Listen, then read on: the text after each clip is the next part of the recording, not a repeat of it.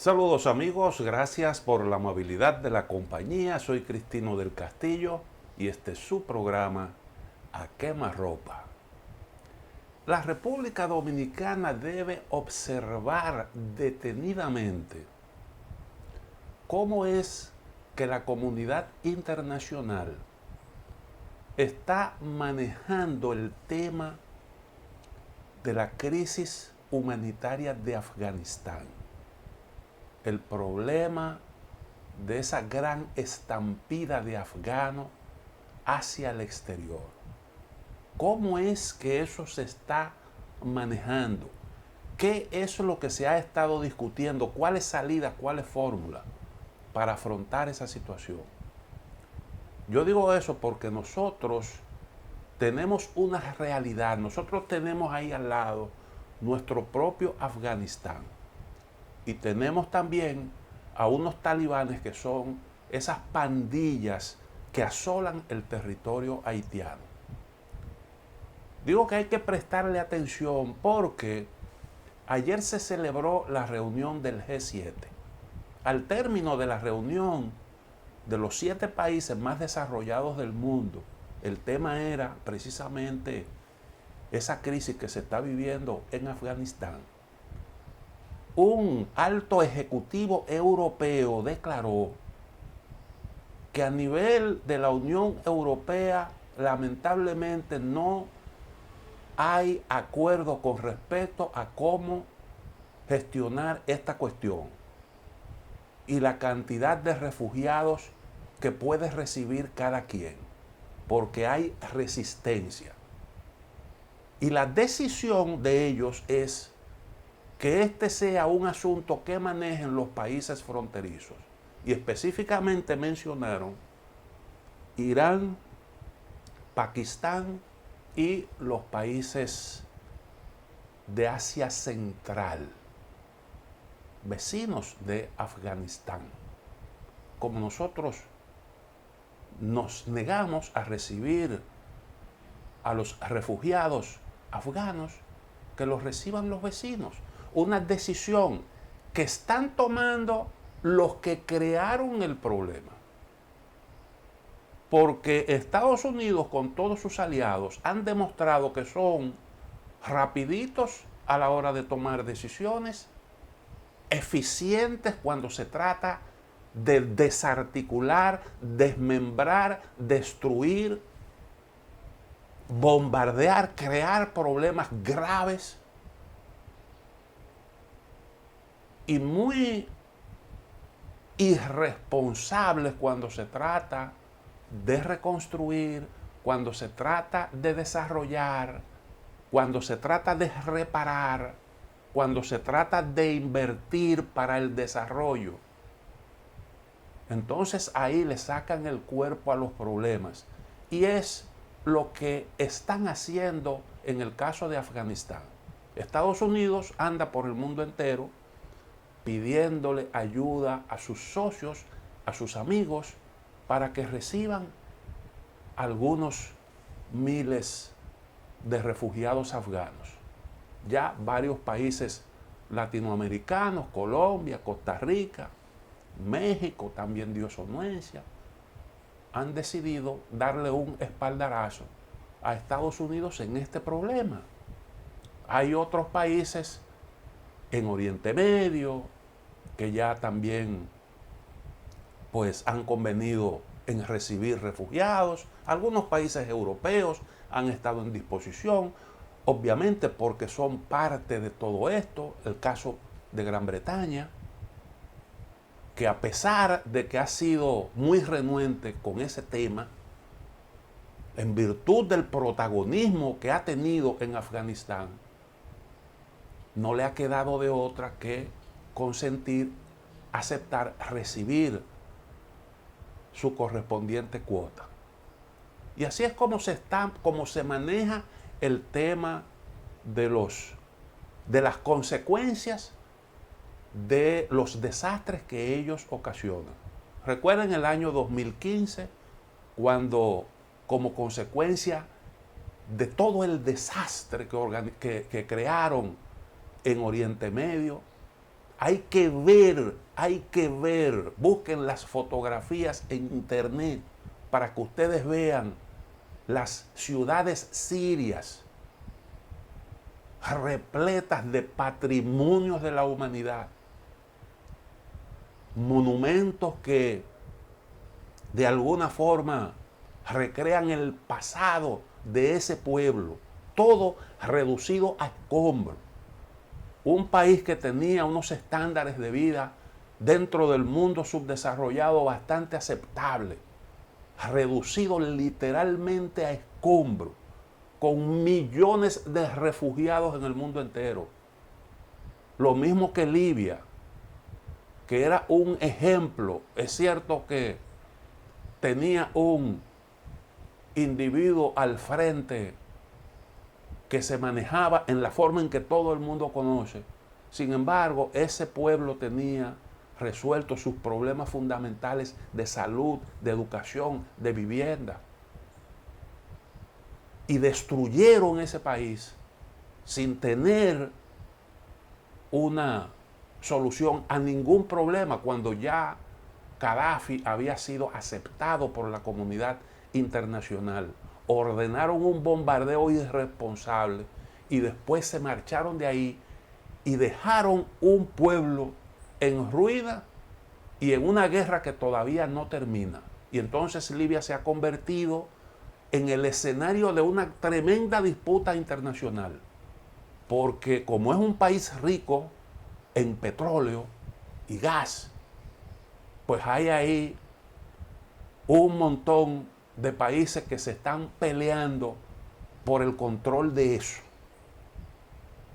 Hay unos enfrentamientos, unas guerras, países que apoyan bandos diferentes, pero que tienen eso como objetivo. Y lo mismo hicieron en Irak.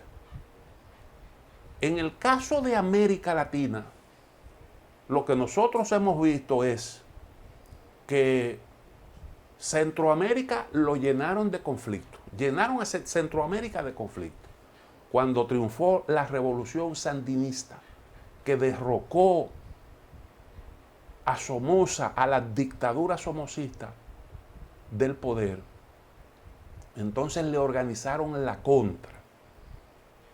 Los sandinistas, que eran unos muchachos que se arriesgaron en una guerra totalmente desigual para acabar con una dictadura, la respuesta a esa hazaña por parte de los que apoyaron a esos criminales que estaban ahí, recuerden aquella frase: Somoza es un perro, pero es nuestro perro.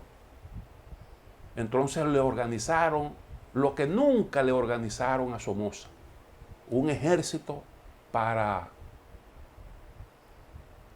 socavar las bases de sustentación del nuevo gobierno, que no era de extremista ni nada por el estilo.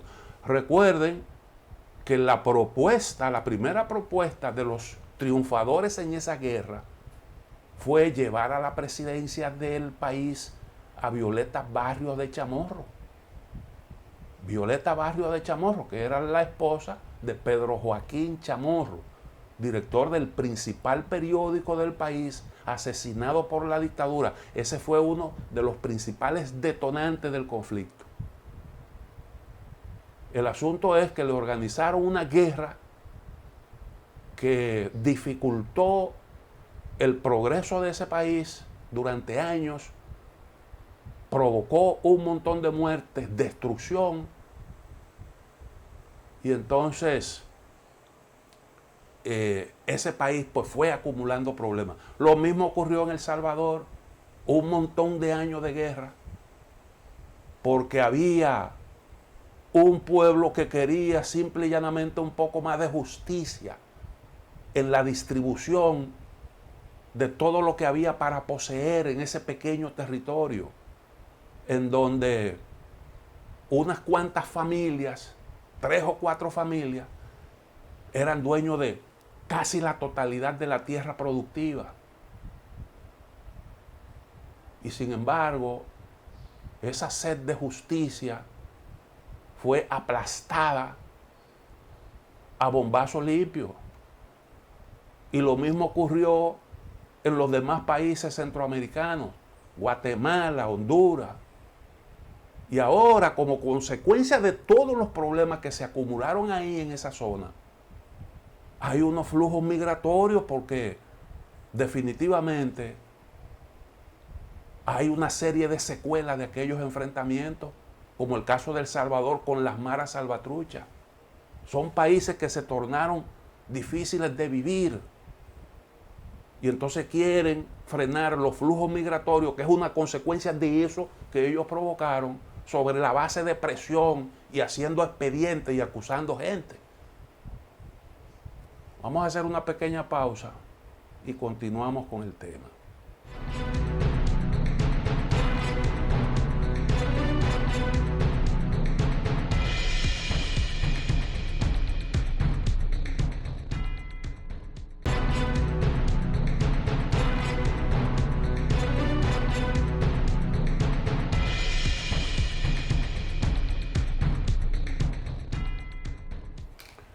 Fíjense en un detalle.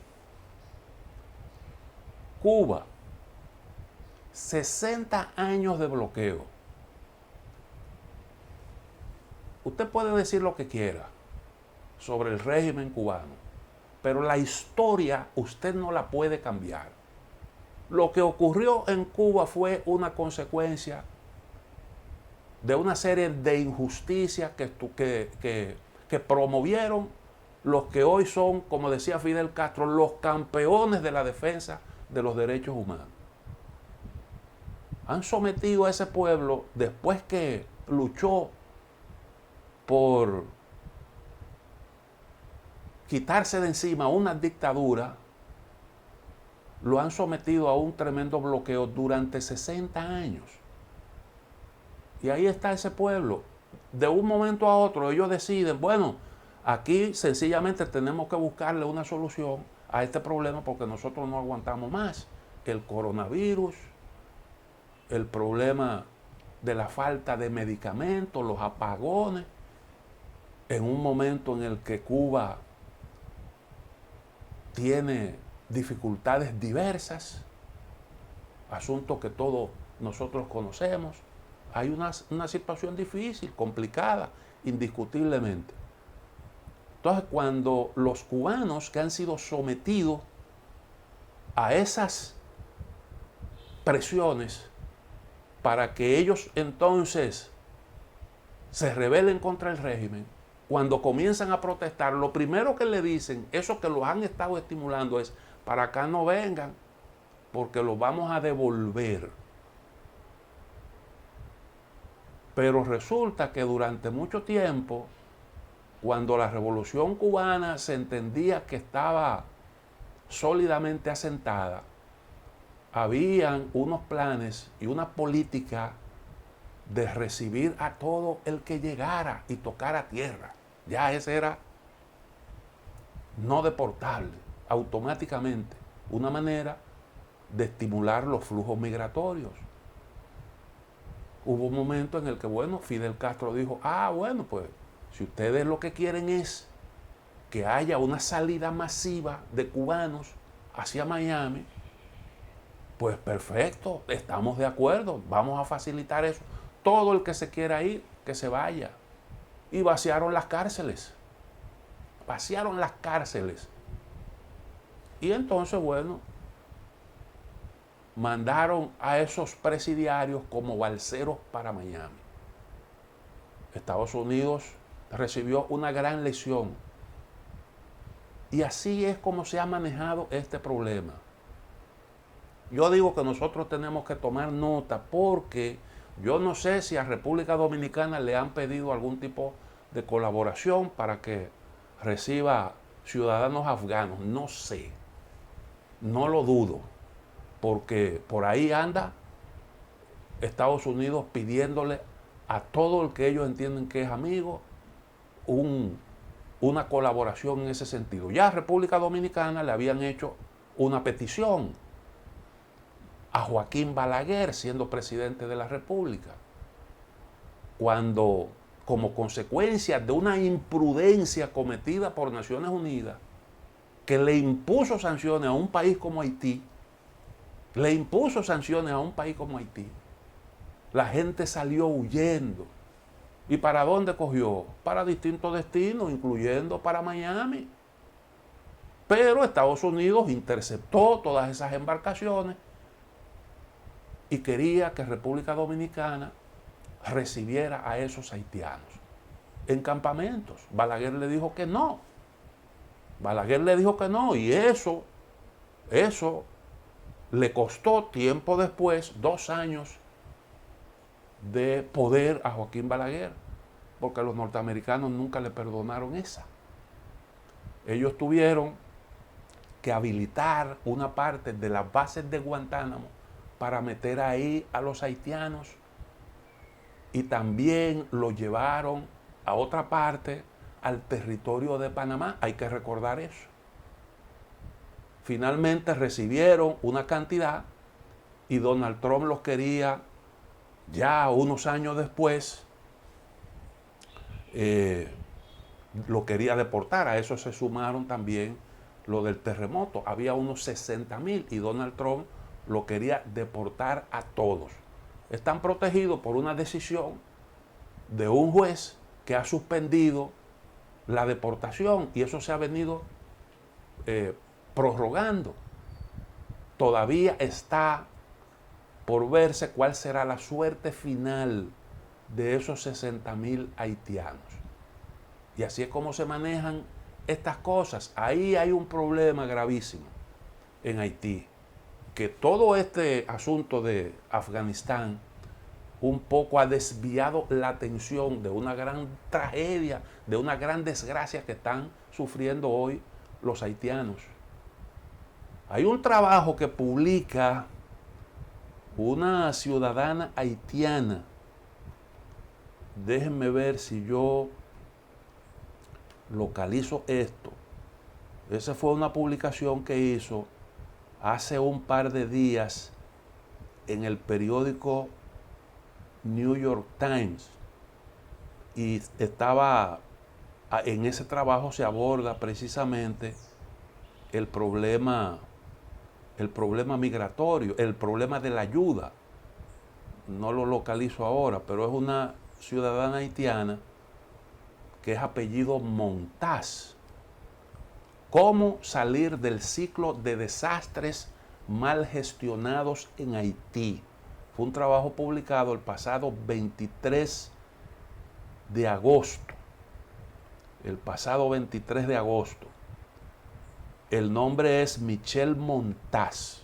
No sé si tiene algo que ver con República Dominicana, porque el apellido no es precisamente haitiano. Ella trabajó como vocera en Naciones Unidas durante un tiempo, y posteriormente se le pidió que fungiera como enlace entre Naciones Unidas y el gobierno haitiano cuando ocurrió el terremoto de 2010.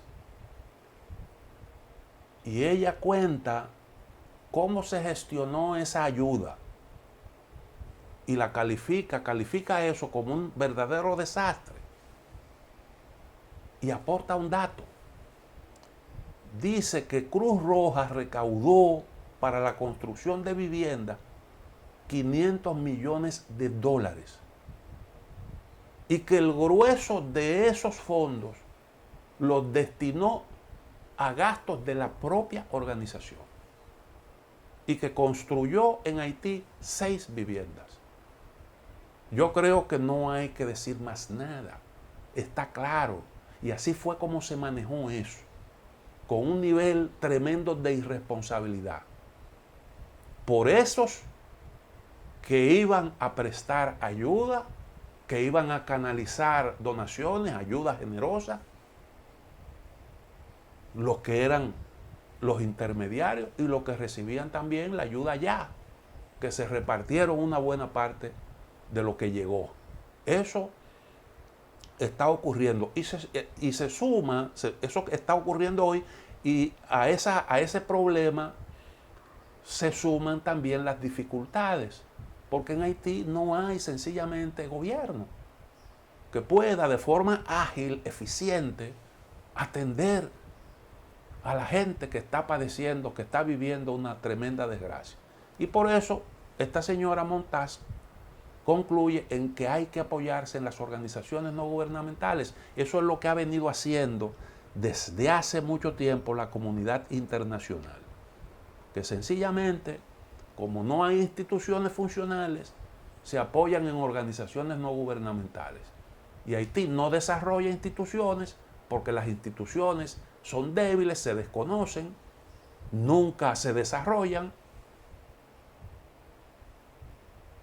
Y entonces hay un tremendo problema ahí, porque lo que hay es un gobierno de ONG. El país en donde más ONG hay en el mundo entero es Haití.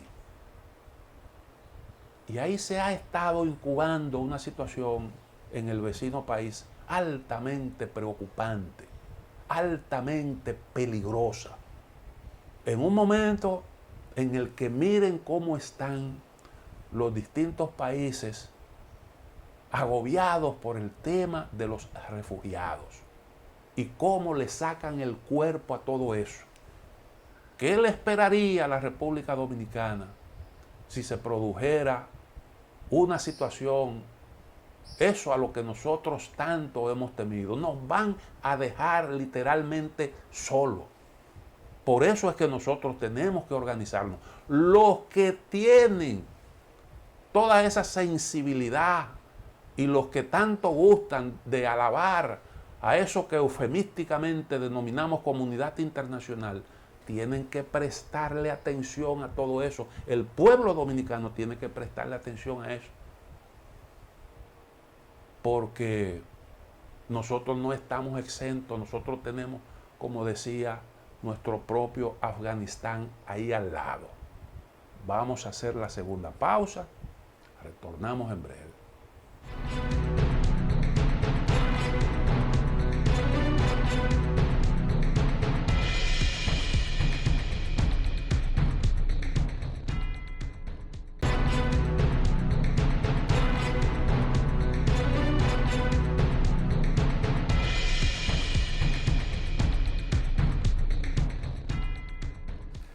Los flujos migratorios no solo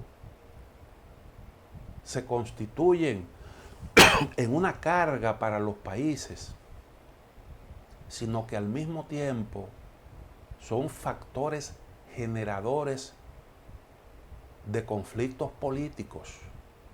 Fíjense ustedes cómo esta cuestión ha repercutido en toda Europa.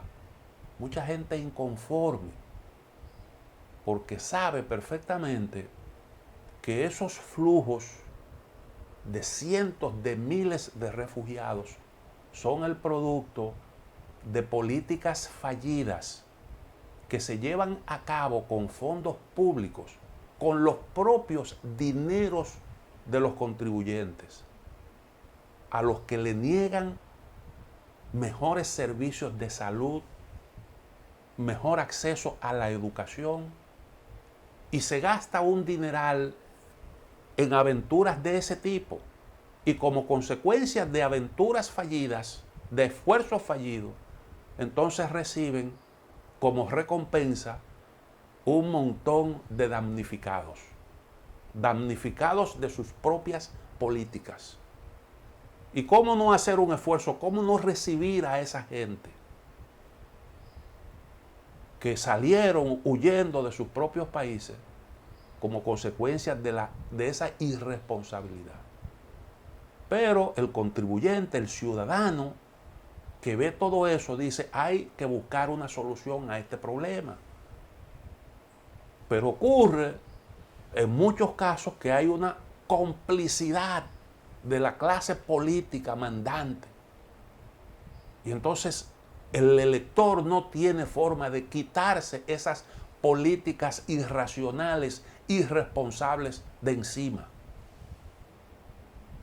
Y se pone entonces en manos de cualquier aventurero.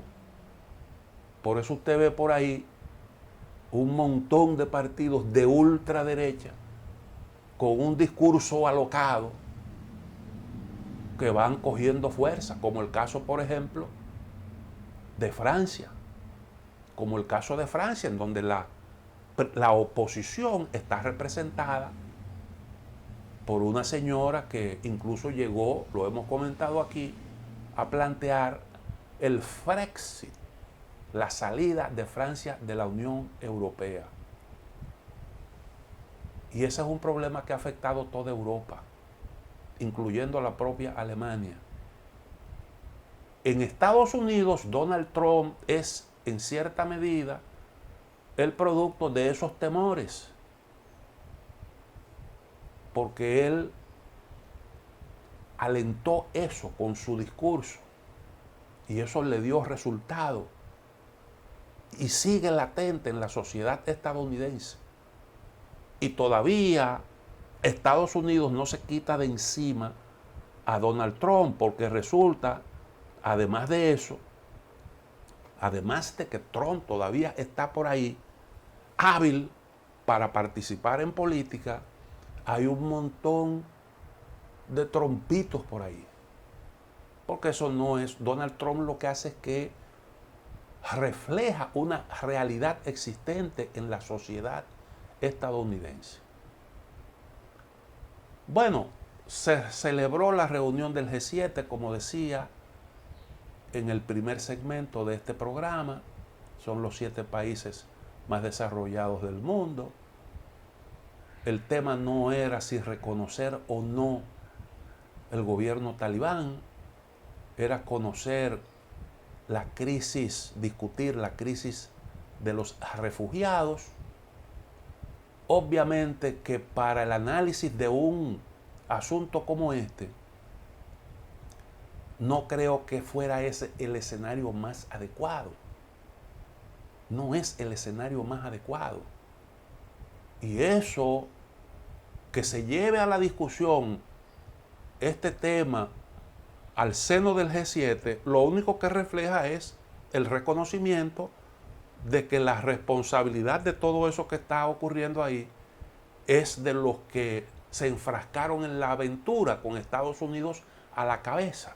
Esos no son muchos, son esos líderes de la Alianza Atlántica que se convirtieron en coalición para atacar un país, hacer una guerra como respuesta a actos terroristas. Ese es un tema que analiza muy bien una señora en un artículo de The Guardian, una especialista en estos temas de seguridad. Y ella se queja, dice, ¿cómo es que hemos llegado al punto de responder con una guerra a lo que son actos criminales que había que calificar como actos delincuenciales y perseguirlos como delincuentes y no convertir ese acto terrorista, delincuencial, criminal, bárbaro, en una guerra, en una acción de Estado? Porque ahora resulta que todos reconocen que los talibanes no tuvieron nada que ver con eso. Si no, no fuera esa la condición. Si no, no fuera la condición para organizar la retirada, el compromiso de los talibanes de no recibir en Afganistán a terroristas.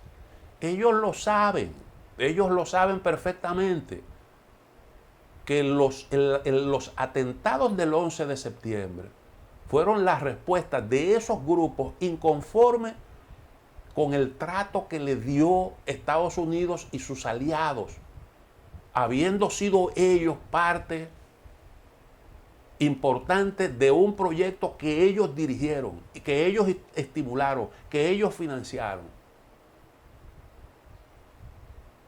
Y por tanto, la respuesta debía ser operativos de inteligencia para usted dar con el paradero de esa gente que fue capaz de cometer ese acto de barbarie, ese ataque que el mundo entero condenó. Pero ¿qué culpa tiene el pueblo afgano que ha estado sufriendo durante 20 largos años una guerra como consecuencia de unas acciones que hizo un grupo de elementos? Y entonces resulta que Estados Unidos se apodera del territorio del país, desata una guerra con consecuencias devastadoras. Miren por dónde va la cosa. Un montón de refugiados, de gente saliendo despavorida de ese territorio 20 años después. Yo conversé con un amigo, yo tengo varios amigos afganos, porque estudié en una universidad en donde había una buena presencia de ciudadanos, de estudiantes de ese país. Y yo me hice amigo, estudié en las mismas aulas con estudiantes afganos. Cultivamos, reitero, buena amistad. Me tomó un tiempo localizar a algunos de ellos, porque imagínense usted, pero las redes sociales hacen maravillas. El internet, las redes de internet hacen maravillas. Y ahí me encontré a varios en una red social y restablecimos los contactos, incluso por WhatsApp, con video y todo, conversamos. Y en una oportunidad, bueno, cuando comenzó todo esto, yo leo que han tomado una ciudad donde mi memoria me dice que ahí vive uno de esos amigos afganos. Y me pongo en contacto por WhatsApp y me dice, efectivamente, los talibanes acaban de tomar mi provincia. Yo estoy ahora mismo en una base militar esperando un avión para volar a Kabul. Él se desempeñaba como procurador fiscal en esa provincia. Esos amigos egresados de la universidad donde yo estudié, la mayoría tenían buenas posiciones en el gobierno, incluyendo algunos en el cuerpo diplomático. Y entonces, posteriormente, cuando se produce la toma de Kabul, yo vuelvo y me pongo en contacto con el amigo, déjame ver qué pasó porque iba a volar a Kabul. Y me dice, estoy en el aeropuerto. Gracias a Dios estoy vivo, estoy en el aeropuerto esperando la oportunidad de salir del país. Y me dice que esa ha sido su historia durante todos estos años. Algunos familiares perdidos, en varias oportunidades comenzar de nuevo, porque cuando un grupo de estos toma tu ciudad, tú tienes que salir y prácticamente dejar tus pertenencias. Eso tiene muchísimas implicaciones. Y a ese sufrimiento han estado sometidos muchísimos. Son 40 millones de ciudadanos que viven ahí en ese territorio.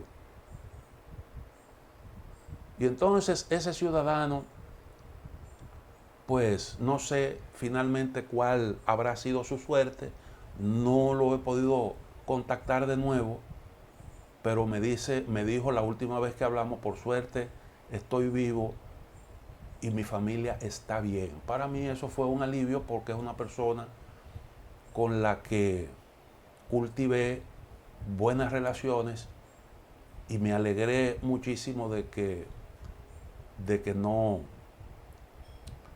pudo haberse puesto ahí en la zona no libre totalmente de riesgo, pero al menos con la esperanza de salir del país y vivir de forma tranquila. Entonces esa es la realidad que se está viviendo ahí. Hay un trabajo interesantísimo de la autoría de Jeffrey Sachs. Es un intelectual de sólida formación, un académico. Él dice aquí que fue durante décadas, déjeme ver si, Jeffrey Sachs, profesor universitario de la Universidad de Columbia, director del Centro para el Desarrollo Sostenible de la Universidad de Columbia y presidente de la Red de Soluciones de Desarrollo Sostenible de Naciones Unidas. Se ha desempeñado como asesor del secretario general de la ONU y actualmente se desempeña como defensor de los ODS. Objetivos de Desarrollo del Milenio bajo el secretario general, bajo la dirección del secretario general Antonio Guterres. Es autor de un montón de libros interesantes y Jeffrey Sachs publica un trabajo interesantísimo titulado Sangre en la Arena, que yo quisiera comentar con ustedes después de una pequeña pausa.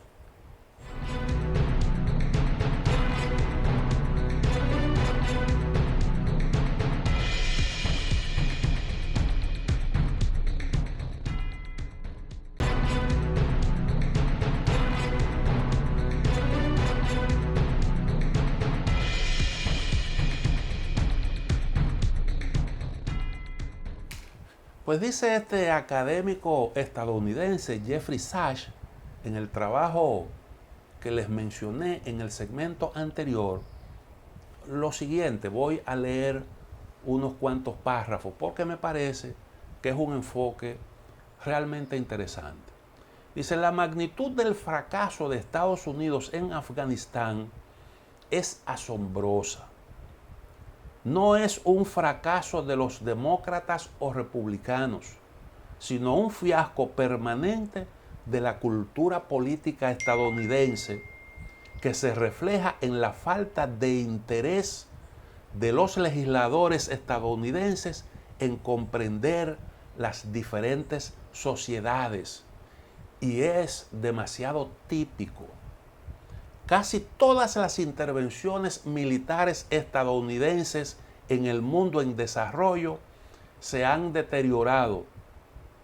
Es difícil pensar en una excepción desde la Guerra de Corea. En la década de 1960 y la primera mitad de 1970, Estados Unidos luchó en Indochina, Vietnam, Laos y Camboya, y finalmente se retiró derrotado después de una década de carnicería grotesca.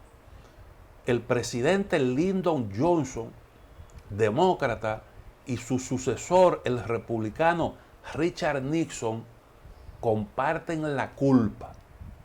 Aproximadamente en los mismos años, Estados Unidos instaló dictadores en América Latina y parte de África, con consecuencias desastrosas que duraron décadas.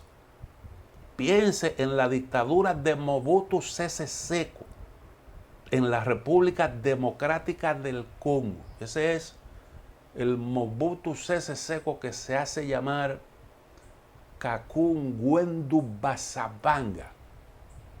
Mobutu Sese Seko Kakungwendu Basabanga, que significa: yo soy un gallo que le hace el amor a las gallinas gratuitamente. Ese es su nombre. A él le gusta o le gustaba que le llamaran así. Y así era como firmaba. Ese individuo se lo impusieron a ese país.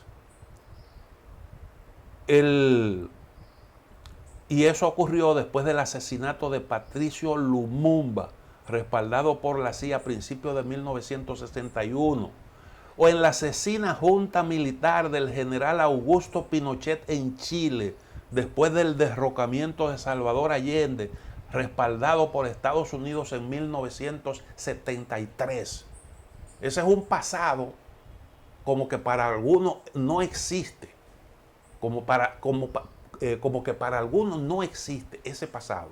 Y resulta que ese es el pasado que gravita hoy en el presente de nuestros pueblos. En la década de 1980, Estados Unidos, bajo Ronald Reagan, devastó América Central en guerras por poderes para prevenir o derrocar a los gobiernos de izquierda. La región aún no se ha curado. Era lo que le decía en el segmento anterior. En la década, desde 1979, Estados Unidos y Asia Occidental han sufrido la peor parte de la insensatez y crueldad de la política exterior estadounidense. La guerra de Afganistán comenzó hace 42 años, en 1979, cuando la administración del presidente Jimmy Carter apoyó encubiertamente a los yihadistas islámicos para luchar contra un régimen respaldado por los soviéticos. Pronto los muyahidines, respaldados por la CIA, ayudaron a provocar una invasión soviética, atrapando a la Unión Soviética en un conflicto debilitante mientras empujaban a Afganistán a lo que se convirtió en una espiral descendente de violencia y derramamiento de sangre de 40 años. En toda la región, la política exterior de Estados Unidos produjo un caos cada vez mayor. En respuesta al derrocamiento del Shah en Irán en 1979, otro dictador instalado por Estados Unidos, la administración Reagan armó al dictador iraquí Saddam Hussein en su guerra contra la incipiente República Islámica. Parece como que eso tampoco ocurrió. Y resulta que ese Saddam Hussein, que fue demonizado y que se presentó como un tremendo peligro para la región de Oriente Medio y para toda la humanidad, fue una hechura de los propios organismos de seguridad de las grandes potencias, particularmente de Estados Unidos. Lo armaron y se lo chuvaron a los iraníes, que acababan de derrocar a un individuo que ellos lo habían impuesto ahí en Irán, con la finalidad de aprovechar oportunidades. Esa es la historia. Esa es la historia. Entonces,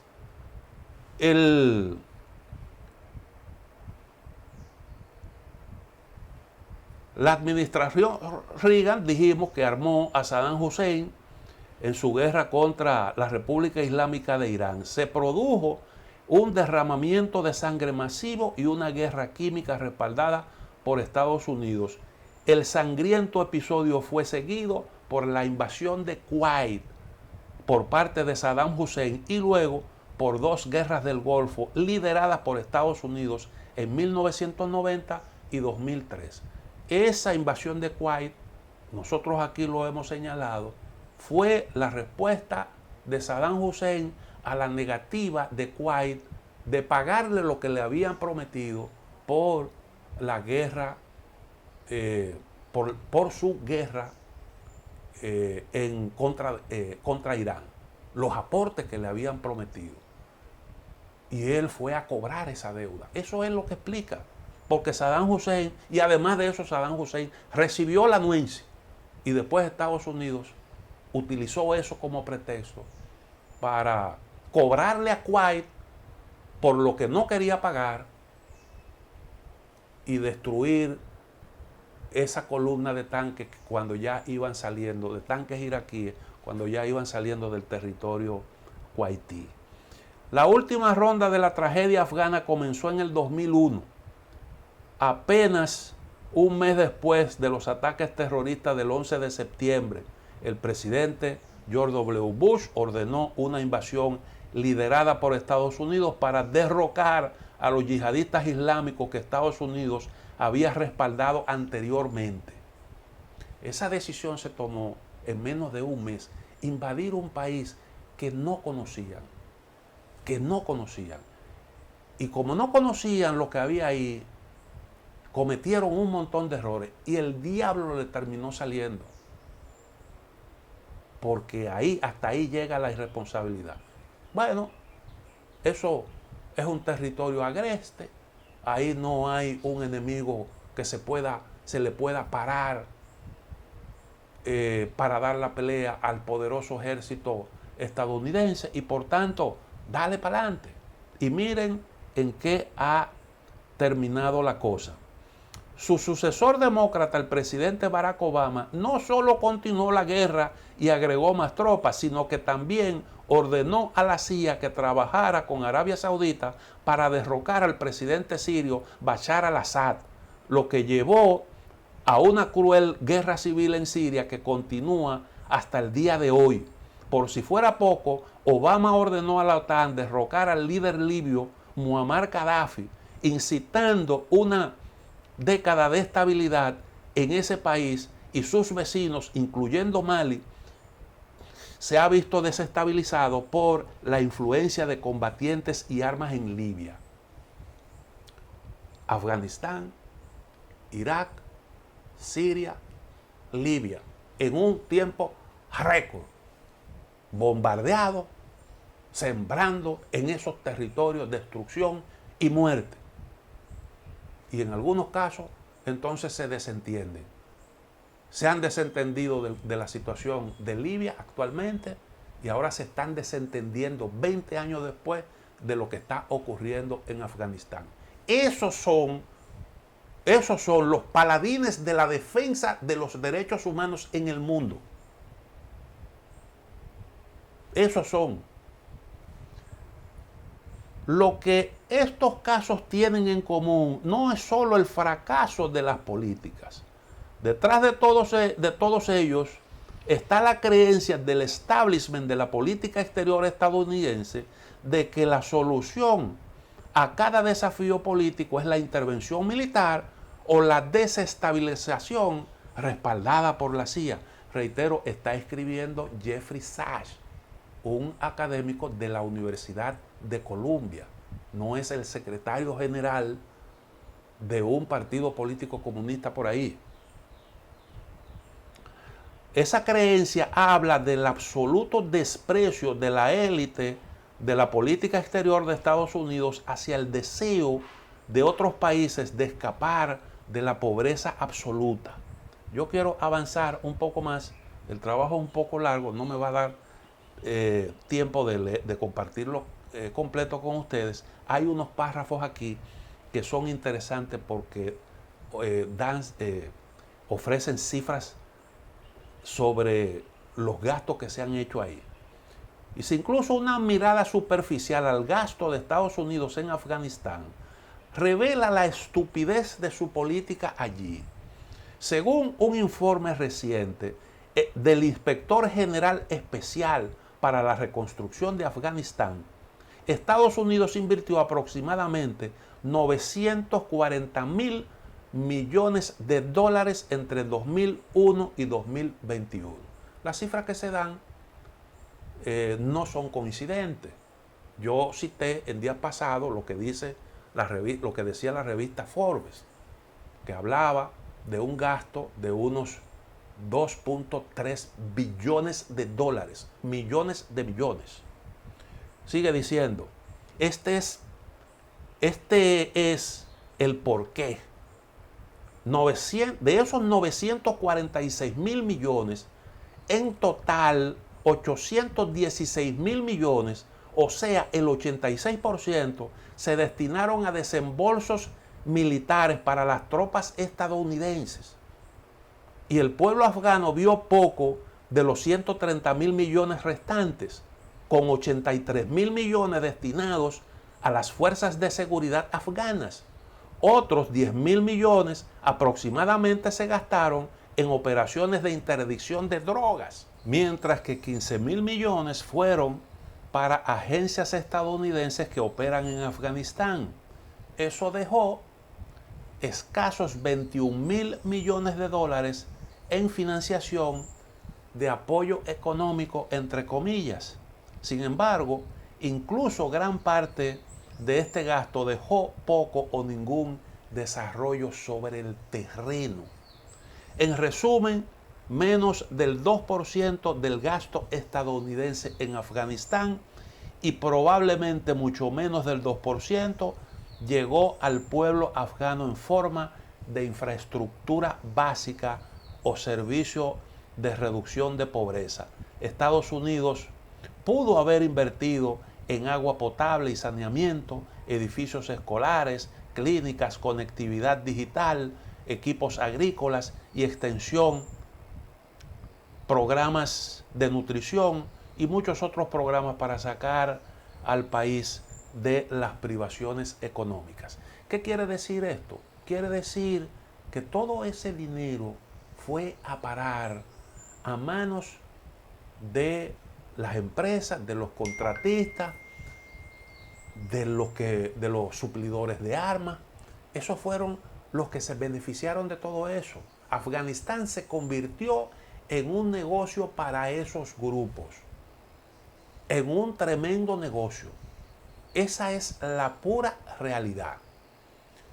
Hay un trabajo importante en el que se explica cómo fue que funcionó todo eso, cómo era que se hacía el negocio, cómo es que de esa cantidad inmensa de dinero que se gastó en Afganistán, la mayor parte se lo apropiaron esos grupos. Y por eso es que usted ve que con tanta facilidad se desatan las guerras, porque eso es parte de un mecanismo que permite el enriquecimiento de algunos, eso que le llaman el complejo militar industrial, conformado por un montón de empresas que son las que intervienen en la fabricación de esos misiles, de todos esos armamentos, porque ninguna empresa particular fabrica ella sola un arma, sino que ahí intervienen montones de empresas que fabrican partes. Y ahí, bueno, pues están empresas como General Electric, la propia Boeing y empresas conocidas que fabrican partes de esas armas. Vamos a hacer una pequeña pausa y entonces venimos con el último segmento.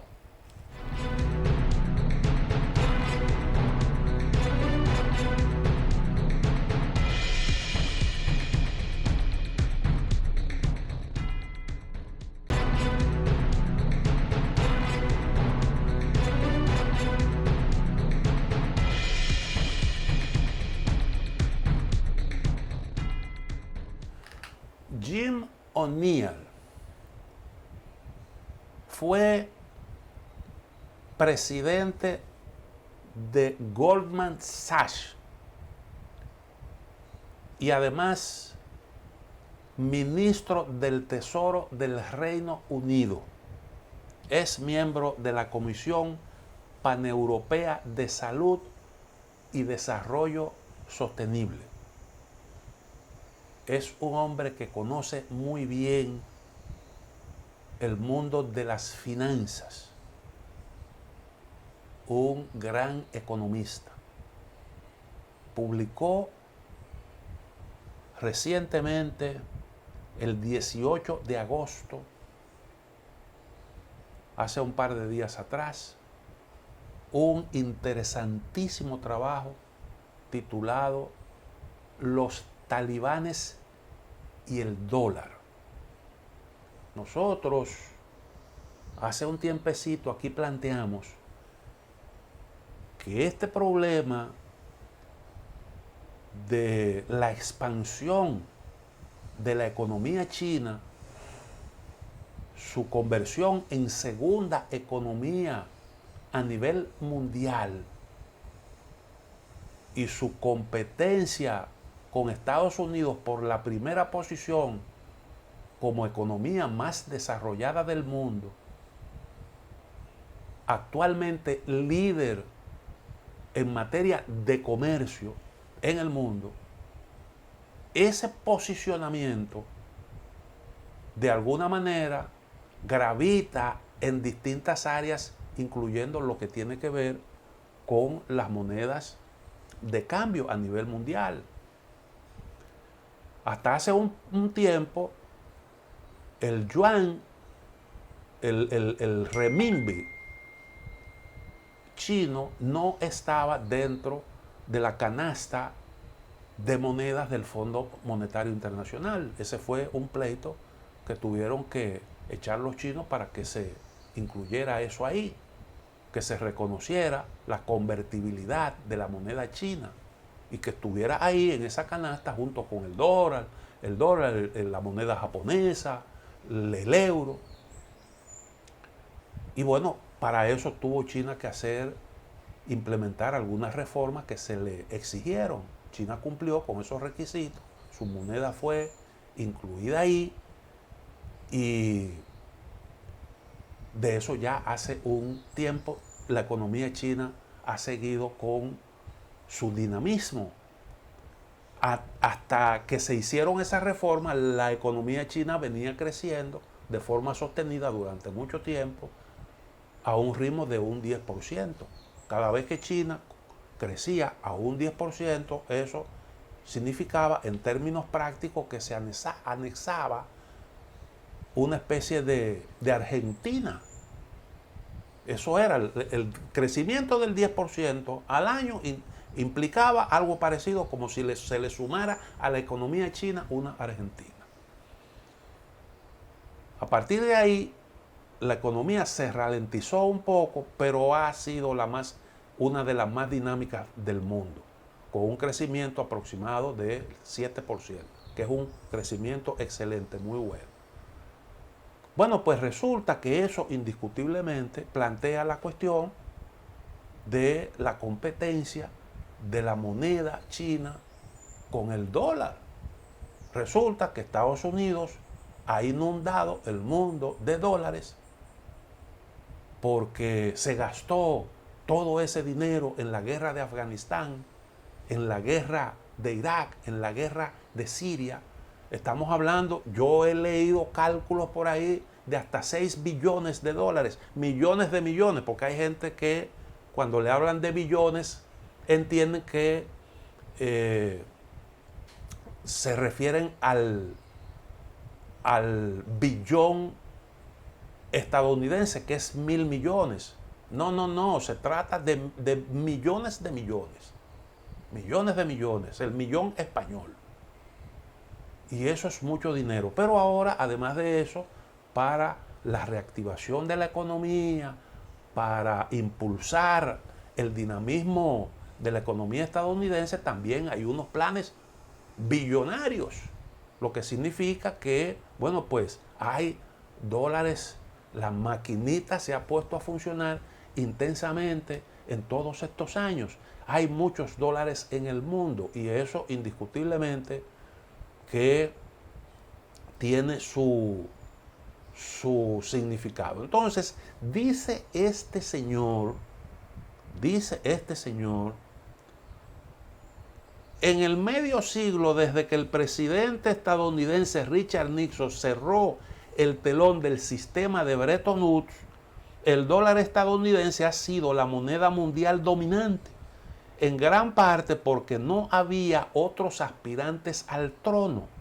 No obstante, los acontecimientos recientes nos han recordado que las condiciones pueden cambiar tanto de forma gradual como de forma repentina.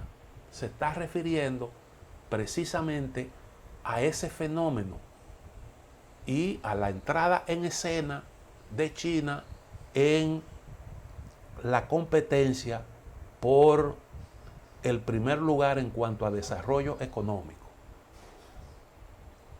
Todo esto que ha estado ocurriendo, la masa de dólares que circula en el mundo, que ha puesto a circular Estados Unidos en el mundo, de alguna manera pone en alerta a algunos países. Y eso, pues, a veces se toma con cierta cautela porque ahí, en lo que tiene que ver con las reservas, se ha ido produciendo un cambio. Fíjense el dato. Dice aquí, los procesos que tienen lugar en el sistema financiero mundial, en particular el fortalecimiento del papel del euro y el yuan, ya han comenzado a socavar el papel dominante de la moneda estadounidense. Y ese factor afgano al que se refiere el exministro británico, y el factor afgano corre el riesgo de convertirse en un catalizador de nuevos procesos de desdolarización. Esta opinión, pues, es la que se recoge en ese trabajo que ya les cité. Entonces hay el dato siguiente. El prolongado debilitamiento del papel del dólar queda demostrado por los datos sobre las reservas de divisas de los bancos centrales mundiales. En 2018, según el Banco Central Europeo, la participación de la moneda estadounidense en las reservas internacionales cayó al 61.7%, la más baja en 20 años.